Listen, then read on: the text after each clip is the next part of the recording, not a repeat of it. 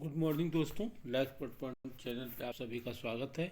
जैसा कि दोस्तों आपको मैंने इसके पहले वाले वीडियो में एक जीएस में जो लीगल पेपर है उसकी सीरीज चला रहा था, जिसमें कि मैंने आपको पॉस्को एक्ट, उसके बाद आपका डोमेस्टिक वायलेंस, दहेज प्रतिषेध अधिनियम डाउरी जिसको कहते हैं, और सीनियर सिटीजन एक्ट।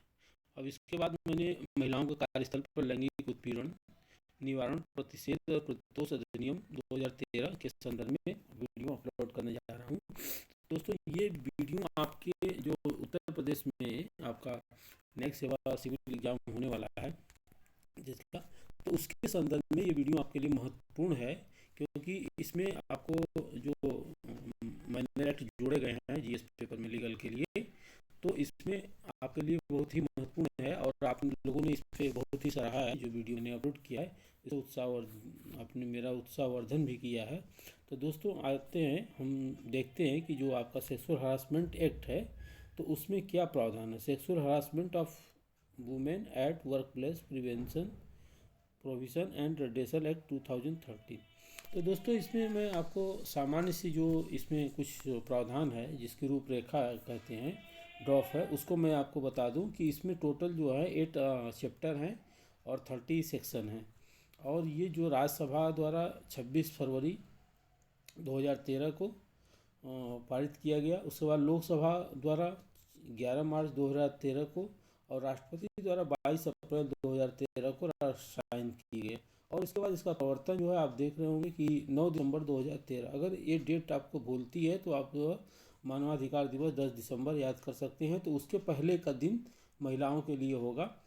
ठीक, मानवाधिकार से पहले महिलाओं के लिए संदर्भ में है, तो आप समझ सकते हैं कि 9 दिसंबर 2013 को। और इसकी जो बैकग्राउंड है, पृष्ठभूमि है, इस एक्ट को लाने के पीछे क्या था। इसके पहले 16 वर्ष पूर्व, 16 से 17 वर्ष पूर्व एक लैंडमार्क जजमेंट आया सुप्रीम कोर्ट का, जिसमें न्यायाधीश जो थे वो जी.एस. वर्मा जी थे, और महोदय ने इस पे सेक्सुअल हरासमेंट संबंधी दिशा निर्देश दिए।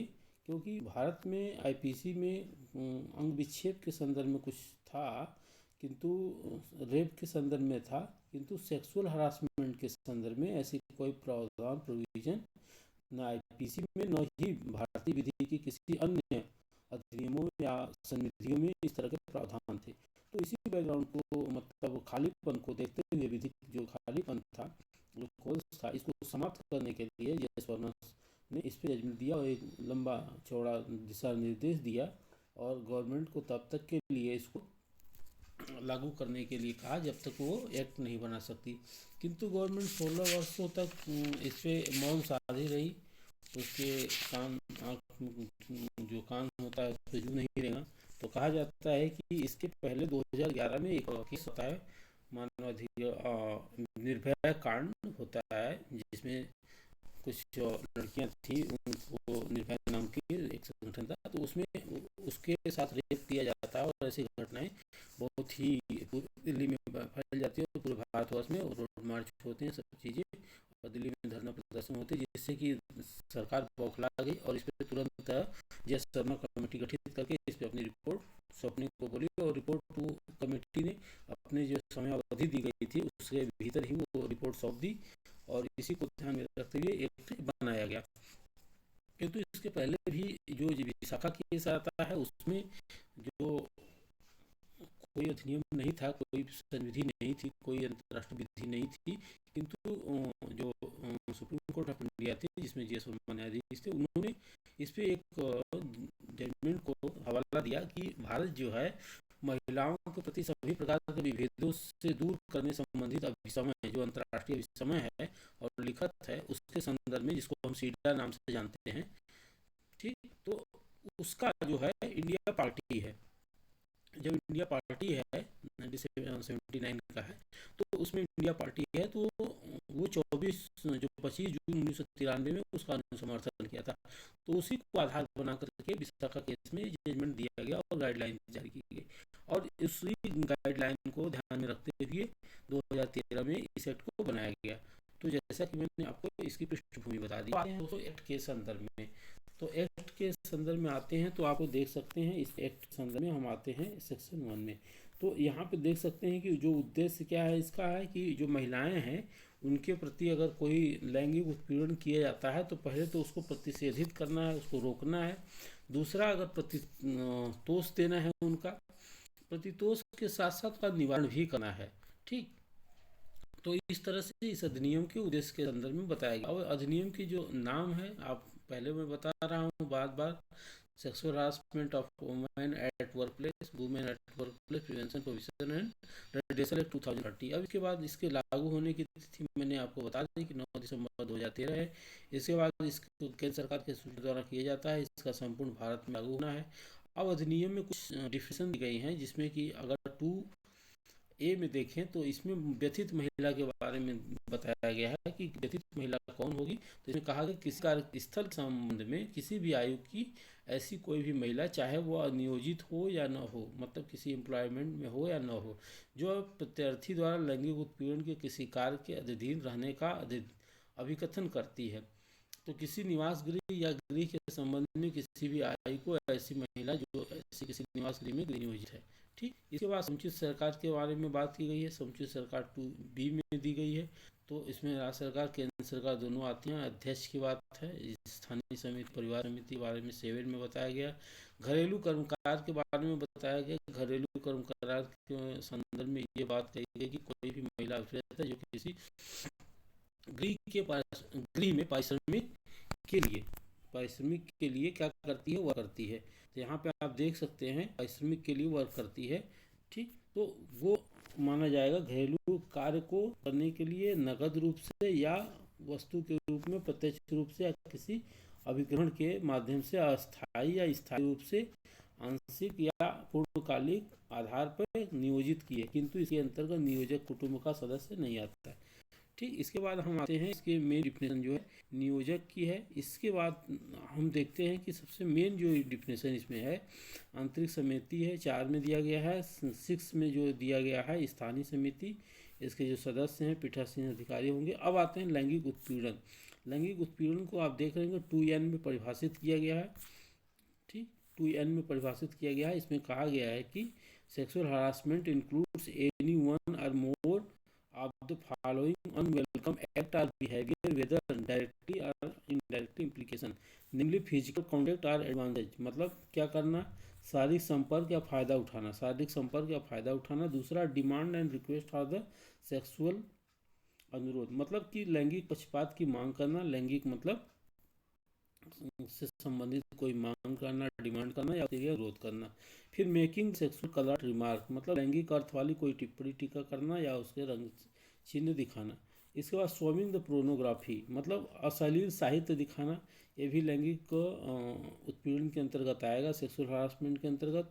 Any other unwelcome physical verbal और non verbal conduct of the sexual nature, sexually nature का कोई भी अन्य कोई निंदनीय शारीरिक या गैर शारीरिक आचरण करता है। और इसके अंतर्गत जो है ये कार्यस्थल दिया गया है। कार्यस्थल के साथ साथ सेक्शन 3 अगर हम पढ़ते हैं तो इसमें आपको दिखाई दे रहा है कि किसी भी महिला का किसी कार्यस्थल पर लैंगिक उत्पीड़न नहीं किया जाएगा अन्य परिस्थितियों के साथ ही निम्नलिखित परिस्थितियों को यदि लैंगिक उत्पीड़न की किसी कार्य आचरण के संबंध में उत्पन्न होती है, विद्यमान होती है, उसे संबंधित है, तो लैंगिक उत्पीड़न क्या किया जाएगा। यहाँ पे आप देख सकते हैं कहा गया कि लैंगिक उत्पीड़न क्या हो सकता है, माना जाएगा। लैंगिक उत्पीड़न क्या हो जाएगा, माना जाएगा। लैंगिक उत्पीड़न माना जा सकेगा। तो इसमें कहा गया कि नियोजन के अधिमानी व्यवहार या अंतर्निहित स्पष्ट वचन देना या उसके नियोजन में अहितकर व्यवहार या अंतर्निहित स्पष्ट धमकी देना या अंतर्निहित स्थिति धमकी देना, नियोजन के भावी नियोजन की परिस्थिति के बारे में अंतर्निहित, या उसके कार्य हस्तक्षेप करना या अभित्रास करना या आपराधिक या शस्त्रपूर्ण मतलब शत्रुतापूर्ण वातावरण सृजित करना। इसके अंतर्गत स्वास्थ्य सुरक्षा प्रभावित करने वाले कोई भी कार्य आ सकते हैं, अपमानजनक आचरण भी आ सकता है। अब इसके बाद आप देखिए कि जो कार्यस्थल के संदर्भ में आप 2O में वर्क प्लेस को डिफाइन किया गया है। 2O अगर आपसे पूछा है कि वर्क प्लेस क्या है तो यहाँ पे आप इसको डिफाइन कर सकते हैं वर्क प्लेस के संदर्भ में। ठीक है दोस्तों, इसके बाद 2 आपको जहाँ ये दिखाई दे रहा है कि वर्क प्लेस का मतलब होता है ऐसा कोई भी विभाग, संगठन, उपक्रम, स्थापना ठीक, यहाँ पे कहा गया कि किसी भी प्रकार का, यहाँ पे कहा गया कि उद्यम है, संस्था है या कुछ भी है इस तरह की चीज़ें, तो वहाँ पे उद्यम माना जाएगा। ठीक, तो इसको उद्यम माना गया है। ठीक, किसी सरकारी कंपनी या किसी निगम या सरकारी सोसाइटी या स्थापित उसके स्वामित्वाधीन या नियंत्रणाधीन या पूर्णतः भागतः उसके द्वारा प्रत्यक्ष रूप से अप्रत्यक्ष रूप से उपलब्ध कराई गई निधियों द्वारा वित्त पोषित की जाती है। कोई प्राइवेट सेक्टर संगठन या किसी प्राइवेट उद्यम उपक्रम, उद्यम संस्था, स्थापना, सोसाइटी, न्यास, गैर सरकारी संगठन, यूनिट या सेवा प्रदाता जो वाणिज्यिक, वृत्तिक, व्यवसायिक, शैक्षिक और मनोरंजन उत्पादन आदाय के लिए किया जाता है, ठीक, इसके अंतर्गत माने जाते हैं। अब दोस्तों एक चीज़ और मैं आपको यहाँ पे बता दूँ कि इसका जो मेन उद्देश्य है जो इस सेक्टर में बताया गया है, आपको एक चीज़ बता दूँ कि अपराध की प्रकृति क्या होगी, इसको आपको सेक्शन 27 में बताया गया और अपराध के शास्ति के संदर्भ में सेक्शन 26 के बारे में 26 में बताया गया। ठीक, तो इसमें आप 26 देखते हैं कि जो अपराध होगा इसमें किस प्रकार का होगा, ये इम्पोर्टेंट है आपके लिए। तो यहाँ पे मैं आपको दिखाऊं कि किसके लिए अपराध गठित किया जाएगा वो भी बताया गया है। तो आप आते हैं 26 में, क्योंकि 26 बहुत ही इम्पोर्टेंट है और 27 भी इम्पोर्टेंट है आपके लिए। तो 26 आप देख रहे होंगे कि जहाँ कोई नियोजक, धारा 4 में क्या है कि आंतरिक समिति का गठन करने में असफल रहता है। तो धारा 4 में कहा गया उपबंधों का पालन नियोजन कर अधिकारी द्वारा किया जाएगा। ठीक, तो अगर वो असफल रहता है तो उसको दंड के प्रावधान दिए गए हैं। इसके बाद जो सेक्शन 13 है आपका, सेक्शन 14 है, सेक्शन 22 है। तो यहाँ पे अगर आप 13 देखें तो 13, 14, 22, 13 में लिखा गया है जांच रिपोर्ट देने के लिए बारे में बताया गया है, देर करता है। 14 में बताया गया कि जहां मिथ्या या द्वेषपूर्ण परिवाद किया गया, मिथ्या साक्ष्य दिया गया है। और 22 में कहा गया है कि वार्षिक रिपोर्ट में जानकारी की सम्मिलित न किया जाना। ठीक, तो यहाँ पे है कि 50,000 रुपये तक का दंडनीय हो सकता है अगर ये मतलब 3 सेक्शनों के अंतर्गत जो कार्य सौंपे गए हैं 13, 14, 22, अगर इसके अंतर्गत कार्य नहीं किए जाते हैं तो ऐसे जुर्माने से जो 50,000 रुपये तक का हो सकेगा दंडनीय होगा। यदि कोई नियोजक पूर्व में अधिनियम के अधीन दंडनीय किसी अपराध में ठहराए जाने के बाद में भी उसे पुनः जारी रखता है तो सिद्ध दोष ठहराया जा सकता है और उसकी अवधि को पहली अवधि के दुगना दिया जाएगा। मतलब अगर दंड 50,000 पहले वाले में दिया गया है तो उसको दोबारा दिया जाता है तो 10,000, मतलब 50,000 का दुगना कर दिया जाए दंड अवधि। अगर कारावास के संदर्भ में है तो कारावास की अवधि इसमें देखिए नहीं दी गई है। कोई आईपीसी के संदर्भ में बता दिया गया अन्य विधि के अधीन उस अपराध के लिए जिसके संबंध में आरोपी का अभियोजन किया जा रहा है कोई उच्चतर दंड विहित है तो न्यायालय दंड देते समय उसका सम्यक संज्ञान रखेगा। अगर आईपीसी में दिया गया सेक्शन, तो यही बातचीत दोस्तों मैं आपको बताना चाह रहा था कि जो भारतीय दंड संहिता के जो सेक्शन 354A है उसमें बताया गया है कि संज्ञेय और असंज्ञेय मतलब यहाँ पे जो अपराध की प्रकृति बताई गई है तो यहाँ पे बताइएगी कि ये अपराध होगा संज्ञेय होगा और अजमानती। और जो इस संहिता मतलब अधिनियम के अंतर्गत बताया गया है सेक्शन 27 में, उसमें बताया गया है कि यहाँ पे जो अपराध की प्रकृति होगी वो असंज्ञेय होगी, नॉन कॉग्निबल, और क्या होगी, वेलेबल होगी। तो इसमें दोनों में बहुत ही डिफरेंस आता है। और संज्ञान कौन लेगा, मेट्रोपॉलिटन प्रथम श्रेणी मजिस्ट्रेट। ठीक, मेट्रोपॉलिटन मजिस्ट्रेट या प्रथम श्रेणी जुडिशियल मजिस्ट्रेट, तो ये तो इसमें प्रावधान है। तो इन्हीं चीज़ों को देखते हुए इसमें थोड़ा कन्फ्लिक्ट होता है। अब इसके बाद दोस्तों हम आते हैं, इसके कुछ और भी प्रावधान हैं जिसमें कि आपको मैं बता दूं कि जब हम आते हैं सेक्शन 4 चैप्टर वाइज में बता देता हूँ, सिंपल सा है, ज़्यादा इसमें मैं समय नहीं लूँगा, 10 से 15-20 मिनट का समय लूँगा और ये पूरा आपका एक्ट याद हो जाएगा। सेक्शन 4 है, जैसे कि आप देख सकते हैं यहाँ पे सेक्शन 4 में है constitution the internal complaint committee. ठीक, सेक्शन 4 में जो आंतरिक परिवार समिति उसके गठन के बारे में दिया गया है। इसमें ध्यान रखना गया है कि इसमें पीठासीन जो अधिकारी है जो कर्मचारियों में कार्यस्थल पर वरिष्ठ स्तर की नियोजित महिला ही की मतलब बनाया जाएगा। महिला कर्मचारी को उपलब्ध न होने की दशा में पीठासीन अधिकारी उपधारा 1 में निर्दिष्ट कार्यस्थल कि अन्य कार्यालयों या प्रशासनिक यूनिटों से नाम निर्दिष्ट किया जाएगा। मतलब अगर जिस ऑफिस में सेक्सुअल हरासमेंट किया गया है, जहाँ पे गठित की गई है समिति, और वहाँ पे अगर इस तरह की कोई सी वरिष्ठ महिला नहीं है उस डिपार्टमेंट में, तो किसी अन्य डिपार्टमेंट से ऐसी वरिष्ठ महिला को लाया जाएगा और उसको पीठासीन अधिकारी बनाया जा सकेगा। और इसमें जान लीजिए दोस्तों, सॉरी, इसमें जो है कि आधे से अधिक जो सदस्य होंगे वो महिलाएं ही होंगी, और उनको समाज सुधार के संदर्भ में अनुभव होना चाहिए, समाज सुधार के कार्य में अनुभव या विधिक ज्ञान का भी होना जरूरी है।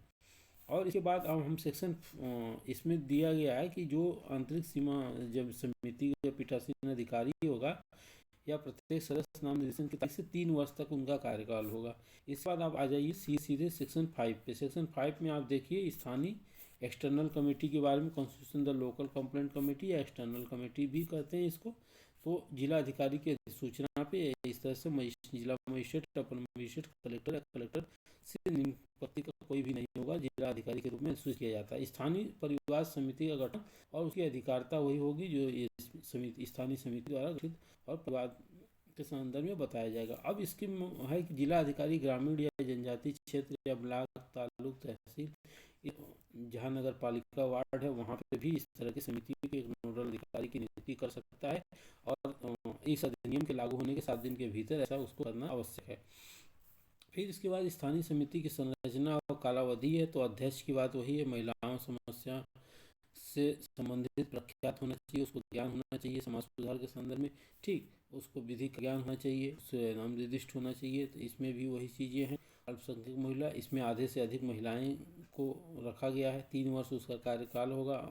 और 16 में जो बताया गया है, जो आपको बता दिया कि अगर कमेटी अपनी रिपोर्ट नहीं देती है तो वहाँ पे वो दायी होगी, ठीक। इसके बाद आप आते हैं अनुदान और सन परीक्षा की बात की गई है, इसमें देख लीजिए। इसके बाद आपका चैप्टर 4 आता है। चैप्टर 4 में लैंगिक उत्पीड़न के परिवाद के संदर्भ में है। तो 3 माह के भीतर 3 मास के भीतर आपको मतलब इसका कंप्लेंट कर देना चाहिए, जैसे आपको स्पष्ट रूप से दिखाई दे रहा होगा यहाँ पे 3 माह के, ठीक, 3 माह के भीतर आपको कंप्लेंट कर देना है। और अगर श्रृंखलाबद्ध है तो अंतिम श्रृंखला में जो अपराध किया गया है उस तिथि से 30 माह के भीतर, 3 माह के भीतर, सॉरी 3 माह के भीतर। इसके बाद सुलह के संदर्भ में इस पर बहुत ही विवाद है कि इसमें सुलह नहीं कराया जाना, क्योंकि सुलह से जो सेक्सुअल हरासमेंट है वह केवल महिलाओं के प्रति, मतलब उसके प्रति नहीं होता है, इंडिविजुअल नहीं होता, बल्कि उसके जो फैमिली है उसके प्रति भी सेक्सुअल हरासमेंट किया गया माना जाता है। और क्योंकि वो अगर प्रभावित होती है तो उसका परिवार प्रभावित होता है, अगर वो उसके परिवार आसपास के लोग प्रभावित होते हैं उसके आसपास के, तो पूरी सोसाइटी प्रभावित होती है। इसलिए ऐसा कहा जाता है कि इसमें संशोधन की आवश्यकता है कि सुलह के प्रावधान हटा देने चाहिए, ठीक, क्योंकि ये एक सोसाइटी के अगेंस्ट अपराध है, न कि एक महिला के।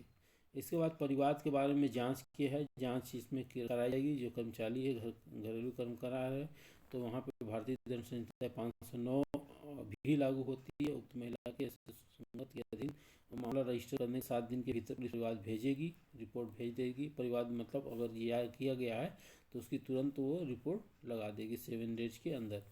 फिर इसके बाद आप नेक्स्ट आइए, देखिए इसमें कमी बताई गई है कि वही शक्तियाँ होंगी जो आंतरिक समिति स्थानीय समिति की शक्तियाँ होंगी जो निम्नलिखित मामलों में किसी परिवार विचारण के समय में सिविल प्रक्रिया के सिविल न्यायालय को नियुक्त होती है, ठीक, ये भी कमी है।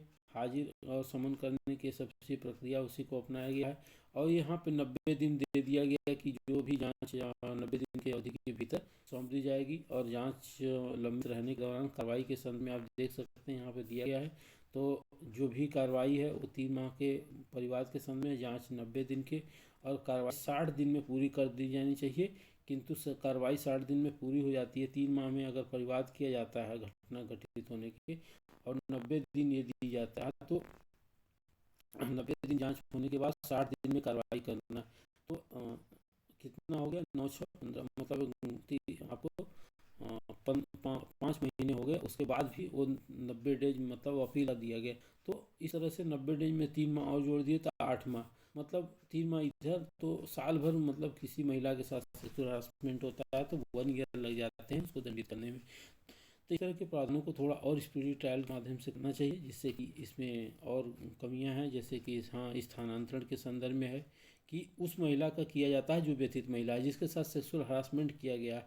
तो दोस्तों ये अगर आप इस चीज़ को सोचिए कि जिस महिला के साथ सेक्सुअल हरासमेंट किया गया और उसको किसी अन्य ऑफिस में, किसी अन्य डिपार्टमेंट में भेजा जाता है, तो वहाँ पे यही होता है कि जब वो महिला वहाँ पे जाती है तो यही सुनाई देता है कि वहाँ इसका सेक्सुअल हरासमेंट हुआ था इसलिए यहाँ आई।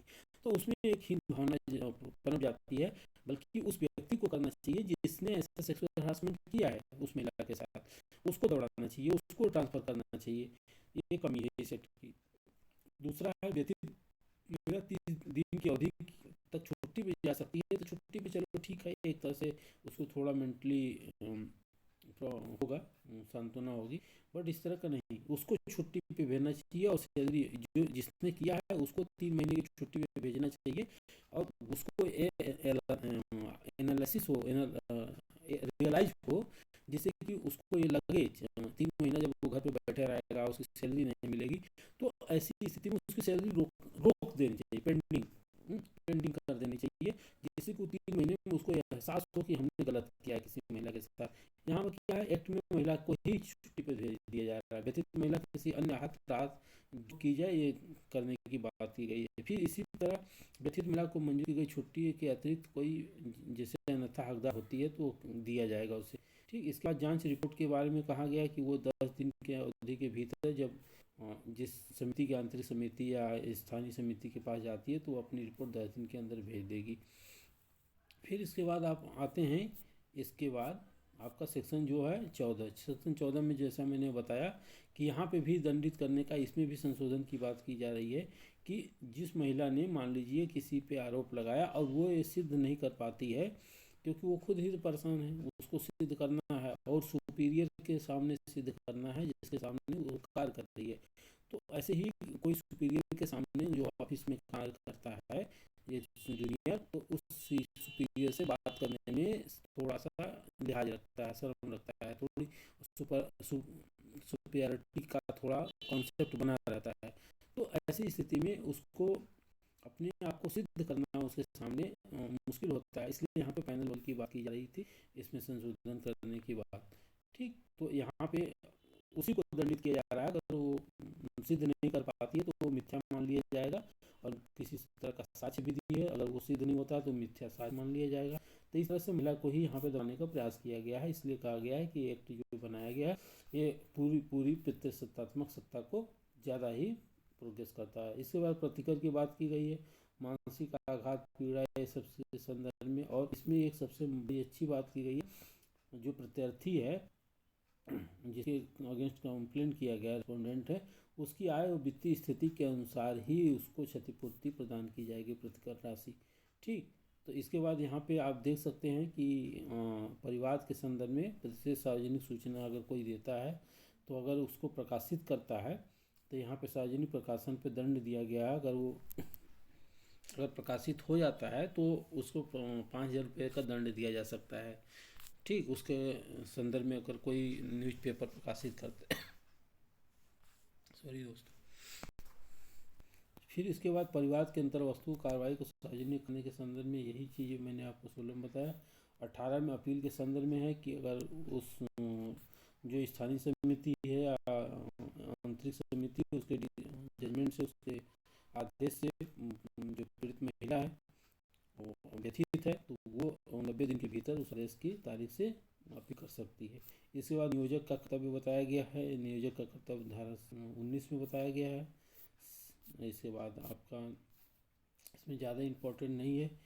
और इसके बाद आपका जिला अधिकारी के कर्तव्य बताए गए हैं 20 में, जिला अधिकारी कर्तव्य समिति द्वारा वार्षिक रिपोर्ट प्रस्तुत करना 21 में, धारा 22 में वार्षिक रिपोर्ट के नियोजक जानकारी सम्मिलित किया जाना। इसके बाद 23 में बताया गया समुचित सरकार कार्यान्वयन करेगी, मॉनिटरिंग करेगी, डाटा रखेगी, समुचित सरकार उसके प्रचार प्रसार का उपाय करेगी। तो ये हो सकता है आपसे पूछा जाएगा 24 क्या है, तो समुचित सरकार द्वारा अधिनियम के प्रचार प्रसार के लिए प्रयास किए जाएंगे। फिर इसके बाद 25 है सूचना मांगने और अभिलेखों के निरीक्षण करने की शक्ति ये सरकार कर सकती है। इसके बाद आपका न्यायालयों का अपराध का संज्ञान के संदर्भ में ये इम्पोर्टेंट इम्पोर्टेंट है। 27 में अपराध की जो प्रगति है मेट्रोपॉलिटन मजिस्ट्रेट और दंड यहाँ पे बताया गया है कि जो अपराध का संज्ञान व्यतीत महिला आंतरिक समिति की किया जाएगा, कौन लेगा, या मेट्रोपॉलिटन मजिस्ट्रेट या प्रथम श्रेणी मजिस्ट्रेट। ठीक, इसके बाद जो अपराध के नेचर के बारे में बताया गया है, तो यहाँ पे कहा गया कि अपराध का जो नेचर होगा वो नॉन कन्ज्यूनेबल होगा, ठीक, और बेलेबल होगा। इसके बाद आपका सेक्शन 28 है। 28 में कहा गया कि अन्य विधि के अल्पीकरण में न होना, मतलब ये अधिनियम जो बनाया गया है इसके पहले पूर्व में जो भी विधि है उसके द्वारा ये अल्पीकरण नहीं होगा। इसके बाद समुचित सरकार को नियम बनाने की शक्ति आपको देख सकते हैं। तो समुचित सरकार जो सेक्शन 4 है, सेक्शन 7 है, सेक्शन 7 के क्लास 4 है, 9 है, 11 है, 11 का 2 है, 12 है, 13 है, 13 का 3 है, और इसके बाद आपका 14 है, 17 है, 18 है, 19 है और 21 है। इसके संदर्भ में केंद्रीय सरकार, राज्य सरकार कानून बना सकती है। इसके बाद जो आपका लास्ट सेक्शन है इसमें कहा गया है कि सेक्शन 30 जो है कठिनाइयों को दूर करने की यहाँ पे शक्ति दी गई है। तो केंद्रीय सरकार राजपत्र में प्रकाशित करके ऐसे जो भी उपबंध इसमें असंगत हैं या उसे कठिनाई हैं उसे दूर कर सकती है। तो इस प्रकार से ये अधिनियम आपके लिए बहुत ही इम्पोर्टेंट हो सकता है। इससे क्वेश्चन ज़्यादा पूछे जा सकते हैं सेक्सुअल हरासमेंट से, क्योंकि एग्जामिनर को भी माइंड में रहता है, क्योंकि आपके समझ भी ज़्यादा से ज़्यादा मामले सेक्सुअल हरासमेंट से आते हैं कोर्ट में। तो इस चीज़ को आप ध्यान रखिएगा।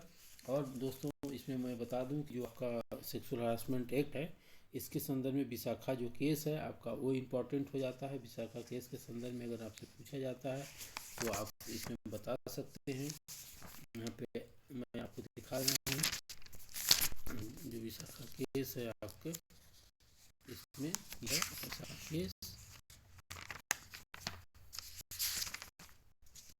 केस है। इसमें state of Rajasthan and other, Vishakha and others versus state of Rajasthan and other 1997 का है। ठीक है दोस्तों, वो सुप्रीम कोर्ट SCC 241। तो इसमें ये सब चीज़ें दी गई बताई गई हैं। तो JS वर्मा है CJI, उनके द्वारा दिया गया था। इसके बाद भी बहुत सारे जजमेंट आए हैं, जिसमें कि आपका तलवार का केस है, जिसमें आपका सबसे प्रमुख केस आपका जो चीफ जस्टिस ऑफ इंडिया रहे रंजन गोगोई का भी है, आसाराम बापू का, राम रहीम का है, के गांगुली का है, RK पचौरी का है, सुधीर राम का है। ठीक, डॉक्टर वीरेंद्र सिंह BHU का है, प्रोफेसर TPS सेन कुमार का है, रेणुका मुखर्जी का है, प्रोफेसर आशीष का है। तो ये सब केस लॉ आपके समझ आएंगे, अगर इसे पूछा जाता है तो आप इसको बता सकते हैं। तो इस प्रकार से दोस्तों बहुत बहुत धन्यवाद आपका लॉ एक्सपर्ट पॉइंट चैनल के माध्यम से जो आप स्टडी कर रहे हैं, और मैं जो चैनल है उसको आप सब्सक्राइब कर रहे हैं, लाइक कर रहे हैं, रिव्यू कर रहे हैं। उससे रिव्यू से मुझे पता चलता है कितने लोग देख रहे हैं। किंतु दोस्तों ये एक चीज़ है कि आप चैनल को अधिक से अधिक सब्सक्राइब कर दीजिए और लोगों में शेयर कर दीजिए, जिससे कि मेरा उत्साह बढ़ता रहेगा। तो जिससे कि मैंने ये भी देखा है दोस्तों कि रिव्यू तो आ रहे हैं बट लाइक का बटन आप लोग नहीं दबा पा रहे हैं। तो दोस्तों अगर आप चैनल को देख रहे हैं, रिव्यू के माध्यम से मुझे पता चल रहा है, तो आप उसको लाइक भी कर दिया कीजिए। ठीक है दोस्तों, तो थंब दबा दिया कीजिए देखते समय वीडियो को। और चलते चलते दोस्तों आप लोगों का बहुत बहुत धन्यवाद मेरे तरफ से आपको। जय हिंद, जय भारत।